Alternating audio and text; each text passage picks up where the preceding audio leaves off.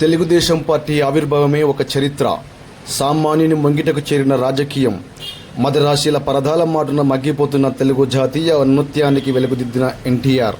వర్తమాన రాజకీయాల్లో ఎదురైన సవాలును ఎదురించి నిలబడిన ఏకైక పార్టీ, తెలుగునాట సామాజిక విప్లవానికి నాంది పలికిన పార్టీ తెలుగుదేశం పార్టీ.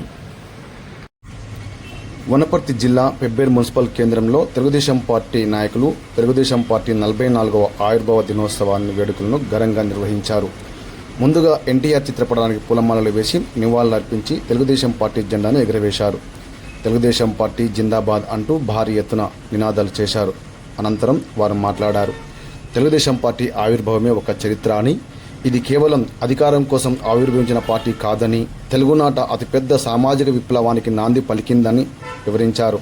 4 గోడల మధ్యకే పరిమితమైన రాజకీయం తెలుగుదేశం ఆవిర్భావంతో సామాన్యుని ముంగిటకు చేరిందని, మదరాశిల పరదాల మాటున మగ్గిపోతున్న తెలుగు జాతి ఔన్నత్యాన్ని ఎన్టీఆర్ వెలుగును ప్రసాదించారు. చంద్రబాబు హయాంలో ఆ వెలుగు విశ్వవ్యాప్తం అయ్యింది. నారా లోకేష్ ఆ వెలుగును మసకబారకుండా మరింత ఉన్నతెస్తున్నారన్నారు. దేశంలోనే తెలుగుదేశం పార్టీకి ఒక ప్రత్యేకత ఉంది. దేశ రాజకీయ యావనికపై దశాబ్దాలుగా ప్రస్థానం సాగిస్తున్న అతికొద్ది ప్రాంతీయ పార్టీలలో తెలుగుదేశం పార్టీ ముందు వరుసలో ఉంది. వర్తమాన రాజకీయాల్లో తెలుగుదేశం పార్టీకి ఎదురైనన్ని సవాళ్లు మరి ఏ ఇతర పార్టీకి ఎదురు కాలేదు. ఎన్నో సవాళ్లు, ప్రతికూల పరిస్థితులను తట్టుకుని మనుగడ సాధించడం తెలుగుదేశం పార్టీకి చెల్లింది. అందుకు పార్టీ వ్యవస్థాపకుడు నందమూరి తారక రామారావు వేసిన పునాది, చంద్రబాబు దాన్ని పటిష్టం చేసిన వైనం అందుకు ప్రధాన కారణం. తెలుగు నేలపై అతిపెద్ద సైన్యం తెలుగుదేశం పార్టీ సొంతం అన్నారు. తెలుగుదేశం పార్టీ 44వ ఆవిర్భావ దినోత్సవం 44 వసంతాలు పూర్తి చేసుకొని మూడో తరం వాళ్ళ రాజకీయ వారసత్వాన్ని ప్రతిష్టంగా పనిచేస్తుంది. మూడో తరం అంటే మొదటి తరం ఎన్టీ రామారావు గారు, రెండో తరం నారా చంద్రబాబు నాయుడు గారు, మూడో తరం నారా లోకేష్ గారి ఆధ్వర్యంలో పార్టీ ఉమ్మడి తెలుగు రాష్ట్రాల్లో ప్రతిష్టంగా తయారవుతుంది. ఆ రోజు 1980 కంటే పూర్వము ఉమ్మడి ఆంధ్రప్రదేశ్లో తెలుగు ప్రజలు అనుభవిస్తున్న కష్ట నష్టాలను చూసి అన్న నందమూరి తారక రామారావు తన సినీ జీవితాన్ని వదిలి రాజకీయ జీవితంలో ప్రవేశించి ప్రజలకు కూడు గూడు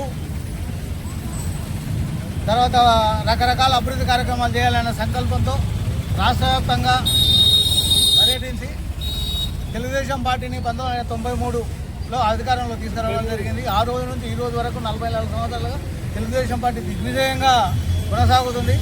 మధ్యలో ఎన్ని ఆటంకాలు వచ్చినా కొనసాగుతూ తెలుగుదేశం పార్టీలో తయారైన వాళ్ళు ఎందరో ఈరోజు వేరే పార్టీల్లో ఉంటూ కూడా తెలుగుదేశం పార్టీ నుంచి ఎదిగారు. తెలుగుదేశం పార్టీ అనేది ఒక రాజకీయ ఫ్యాక్టరీ. ఇప్పుడున్న ప్రస్తుత ముఖ్యమంత్రి కానీ తెలంగాణలో గత ముఖ్యమంత్రి గాను తెలుగుదేశం పార్టీ నుంచి తయారైన వాళ్ళే. ఇలాంటి వాళ్ళు ఎందరో ద్రోహం చేసి వెళ్ళిపోయినా కూడా తెలుగుదేశం పార్టీ ప్రతిష్టంగా తెలంగాణలో ఉంది. భవిష్యత్తులో కూడా తెలంగాణకు అధికారం రావడానికి తెలుగుదేశం పార్టీ నాయకులు, కార్యకర్తలందరూ కృషి చేస్తారు. అలాగే ప్రతిష్టంగా ఇప్పటి కోసం నిజాయితీగా పార్టీలో కొనసాగుతున్న నాయకులకు అందరికీ ఈ సందర్భంగా పాదాభివందనాలు.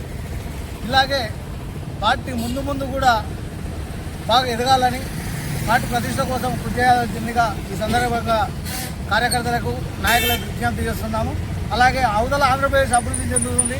అలాగే తెలంగాణ కూడా అభివృద్ధి చెందాలంటే, బడుగు బలైన వర్గాలు అభివృద్ధి చెందాలంటే తెలుగుదేశం పార్టీ ఒక్కటే ఎక్కువ అనేది ప్రజలకు తెలుసు. అతి తొందరలో 2029లో జరిగే ఎన్నికల్లో కీలక పాత్ర తెలుగుదేశం పార్టీ పోషిస్తుంది అని ఆశిస్తున్నాం.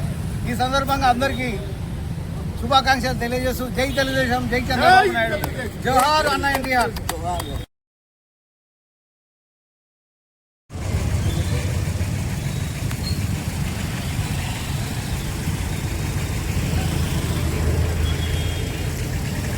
జై తెలుగుదేశం, జై తెలుగుదేశం, జై తెలుగుదేశం.